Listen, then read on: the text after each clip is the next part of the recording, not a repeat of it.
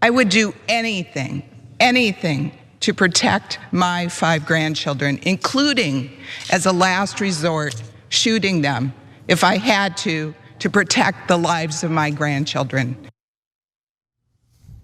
You heard that correctly. That was Arizona Congresswoman Debbie Lesko, who just said that she would shoot her own grandchildren to keep them safe. So she was on the House floor resisting literally the most benign gun control legislation you can imagine, the same gun control legislation that was approved in the Senate with the help of Republican lawmakers. So as you can imagine, super benign.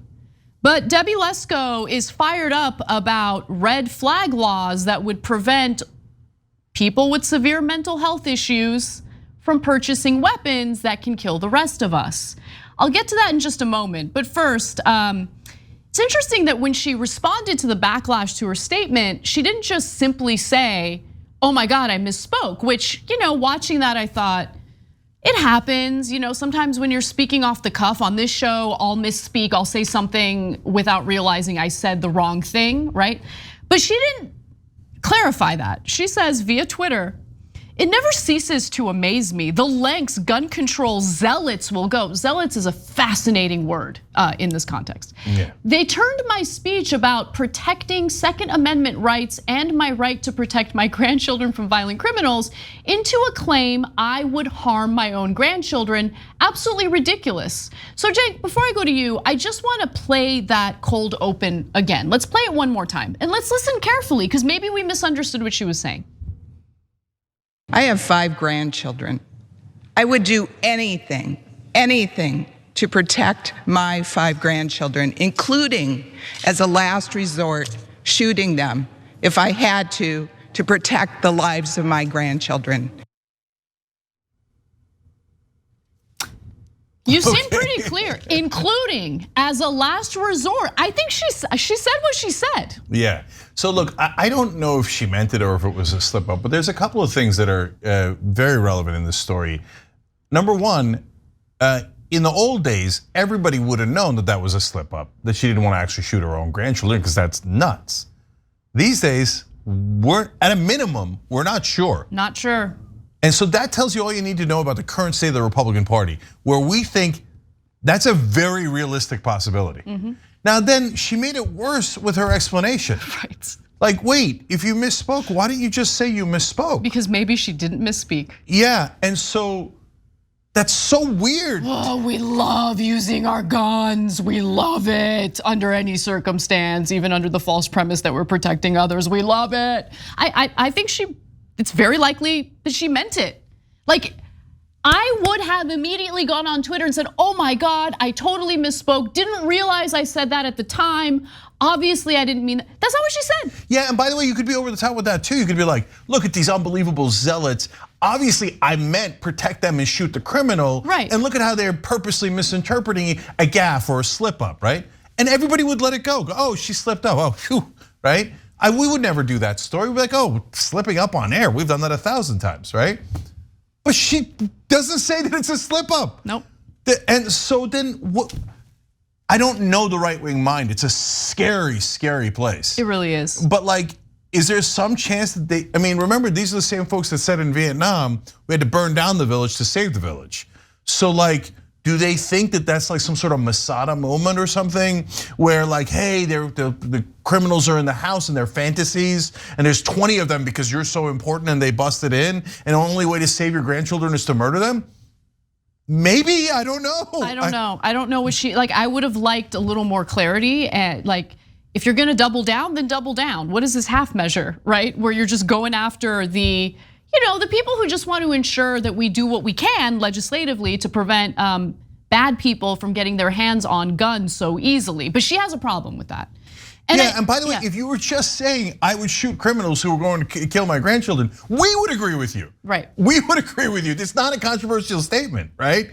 So what is wrong with you? Well, a lot of things, including what she's about to say in this next clip. I went into the rest of her speech and she's just insane. So let's watch.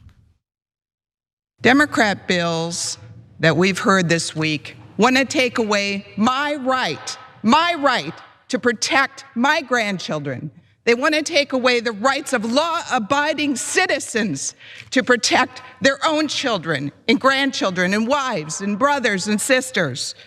This bill takes away due process from law-abiding citizens. Can you imagine if you had a disgruntled ex or somebody who hates you because of your political views, and they go to a judge and say, oh, this person is dangerous. And that judge would take away your guns, lean on the side of conservatism, take away the guns, without that person even having a knowledge that there was a court hearing that would take away their guns. This is wrong. So that's not how red flag laws work. I'm sure anyone paying attention already knows that. And she referred to the legislation as Democrat legislation, which is a funny way of referring to it because it passed in the Senate 64 to 34. Remember, there's only 50 Democratic senators. So this means that not only did they clear the legislative filibuster by getting 10 Republicans to vote in favor of it, they cleared the filibuster by getting 14 Republicans to vote for it. What does that mean, Cenk? That means that the legislation is what, strong? No, it's the weakest legislation you could possibly imagine. Super weak. In fact, it doesn't implement federal red flag laws. It doesn't, which you have, like, right-wingers need to make up their minds, okay? Because on one hand, after this disgusting creep, Robert Crimo, opened fire in Highland Park, Illinois, I kept hearing from all these right-wingers like, why didn't anybody report him? Oh, he was in plain sight talking about what he was gonna do. Why didn't anybody report him? Why didn't anyone report him? Well, how did he get his hands on those guns? Especially since cops showed up to his house on 2 different occasions. One time because he was gonna commit suicide, the other time because he was threatening to kill everyone in the house with the weapons he had in his room. Why did they sell him guns? Yeah, why did they sell him guns? Seems like you want red flag laws, right? But then when there's a process to formalize it through legislation, which is what you would need for it to work, they freak out about it. They freak out about it because their NRA buddies, their weapons manufacturer buddies, tell them to sit down, know your role. You need to continue advocating for the loosest gun laws imaginable so we can all be terrorized by mass shootings on literally a daily basis. That's really what's going on. But let's talk about what the legislation indicates in regard to red flag laws. No federal red flag law would be implemented. It's just providing funding for some of the states, particularly blue states, let's keep it real, that are trying to get red flag laws up and running, because you need funding for that. You need to streamline the process. Lawmakers in the Senate agreed to allow states access to federal funds either to implement red flag laws or support what Senator Cornyn described as crisis intervention programs, including programs related to mental health courts, drug courts, and veterans courts. You know what happens in courts? You need to prove your case. You don't just go in there and say, yo, I don't like this person, can you take their guns away? That's not how it works, and she knows it. Current law, by the way, she mentioned an abusive ex, right? There is a provision in the legislation that deals with a loophole in regard to abusive partners.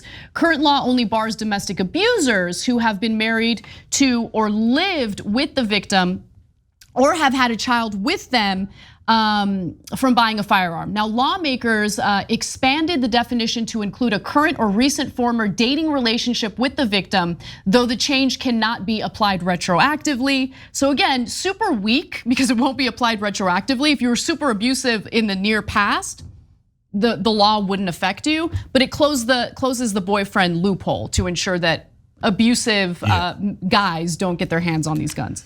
So look, first of all, Republicans live in the post-truth world, so she doesn't care that what she's saying is not true or legal, and neither do our voters. They would rather be lied to. That's and their emotions. Oh, don't take my guns. Which leads to the second point.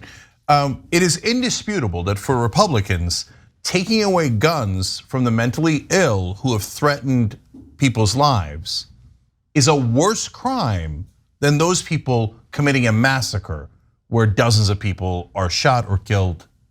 No, that's just a fact. Because you say, look, if we do the red flag laws nationwide, Yes, we will take away the guns of some mentally ill folks who said, I'm going to kill people, right? But in return, we would stop a great number of massacres. And they go, no, we would rather have the massacres. Fact. That is an indisputable fact. Every Republican politician just said, I will not do a national red flag law. No, it's more important that the mentally ill who are dangerous and say they will murder people have access to guns. It's more important.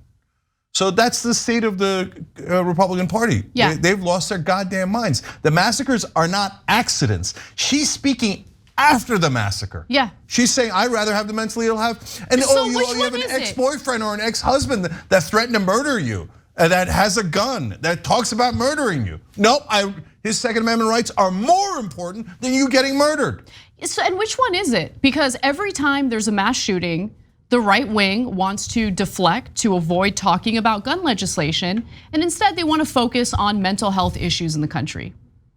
Okay, so you want to continue allowing people with severe mental health issues that could lead to them using a lethal weapon to kill a mass group of people. You want to allow that system to continue.